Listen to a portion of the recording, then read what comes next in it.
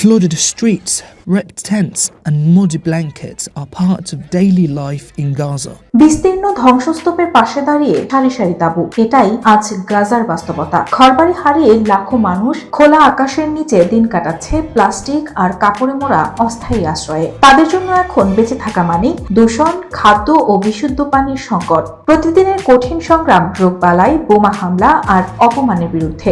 অথচ এই বাস্তবতার সামনে দাঁড়িয়ে বিশ্ববিবেক খোতা হয়ে গেছে। আন্তর্জাতিক মহলের বিবৃতি আর উদ্বেগের ভাষা যেন বাস্তব কর্মকাণ্ডের রূপ নিচ্ছে না।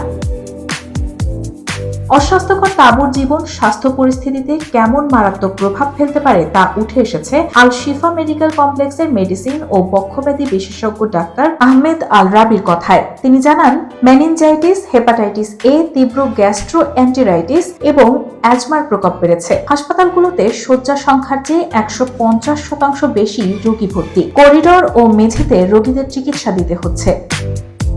ওষুধ, অ্যান্টিবায়োটিক ও চিকিৎসা সরঞ্জামের তীব্র সংকট থাকায় রোগীরা সঠিক সময়ে চিকিৎসা পাচ্ছেন না বলেও জানান তিনি। ইসরায়েলি বাহিনী প্রধান ল্যান্ডফিল বা বর্জ্য ফেলার স্থানের পথ বন্ধ করে দেয় গাজা শহরে 3.5 লাখ টনের বেশি বর্জ্য জমে গেছে বলে জানান গাজা পৌরসভার মুখপাত্র হুসনি মুহান্না। বাধ্য হয়ে ঐতিহাসিক ফিরাস মার্কেটের জায়গায় সামরিক ল্যান্ডফিল তৈরি করলেও সেটা এখন পরিবেশগত বিপর্যয়ের রূপ নিয়েছে বলেও জানান তিনি। গাজার পানি লাইনের 1.5 লাখ মিটারের বেশি পাইপ এবং 85% পানির কূপ ধ্বংস করে দিয়েছে জায়নবাদীরা। এতে টয়লেট ব্যবহার এড়াতে অনেক সময় পানি বা খাবার গ্রহণ কমিয়ে দিয়েছে গাজাবাসী। এক বাস্তুচ্যুত মা জানান, স্কুলের টয়লেট ব্যবহারের জন্য দীর্ঘ লাইনে দাঁড়াতে হয়, আর সেগুলো এতটাই নোংরা যে বর্ণনা করা যায় না। এটি অপমানজনক।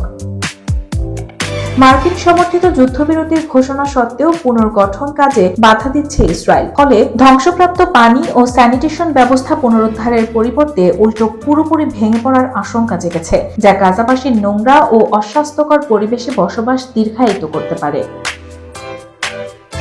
গাজা উপত্যকা আজ শুধু যুদ্ধের ধ্বংসস্তূপ নয়, এটি মানবিক বিপর্যয়ের এক জীবন্ত প্রতীক। খাদ্য, পানি, চিকিৎসা ও নিরাপদ আশ্রয়ের সংকটের মধ্যে প্রতিদিন বেঁচে থাকার লড়াই চালিয়ে যাচ্ছে সাধারণ মানুষ।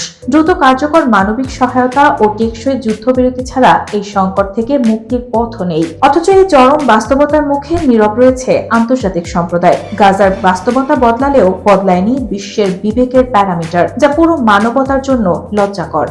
রায়হানা হক মুন, RTNN।